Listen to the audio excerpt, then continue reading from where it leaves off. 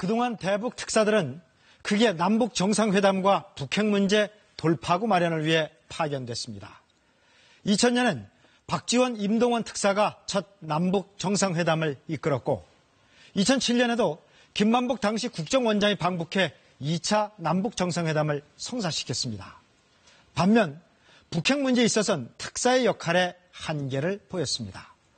북핵 위기가 고조되던 2003년 파견됐던 임동원 특사는 김정일 국방위원장과 만나지 못했고 2005년 파견됐던 정동영 특사는 북한의 육자회담 복귀까지는 이끌어냈지만 근본적 문제 해결에는 이르지 못했습니다. 이번 대북 특사는 비핵화에 대한 북한의 입장을 확인하고 북미 남북 대화의 실마리를 함께 풀어야 하는 쉽지 않은 과제를 안고 파견될 전망입니다. 김기현 기자입니다.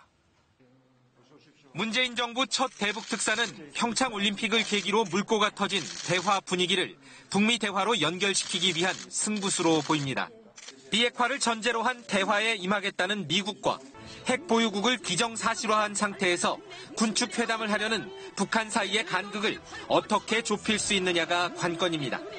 이를 위해 대북 특사는 우선 김정은 노동당 위원장의 비핵화에 대한 의중을 정확하게 파악하는 데 주력할 것으로 보입니다.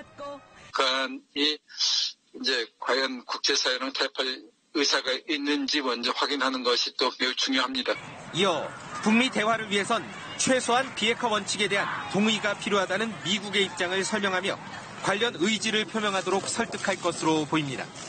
특히 다음 달 초 한미 군사훈련이 재개되면 기껏 조성된 대화 분위기가 사라지고 다시 긴장 국면으로 될 가능성을 강조할 것으로 보입니다. 북한의 비핵화 결단이 없으면 될 수 없다라고 하는 확고한 입장을 취하는 것이 북한의 변화를 견인할 수 있는. 정부는 이번 특사 방문에서 북한의 비핵화 관련 의지를 확인한 후 이어서 미국의 문턱을 낮추는 작업에 착수할 것으로 관측됩니다. KBS 뉴스 김기현입니다.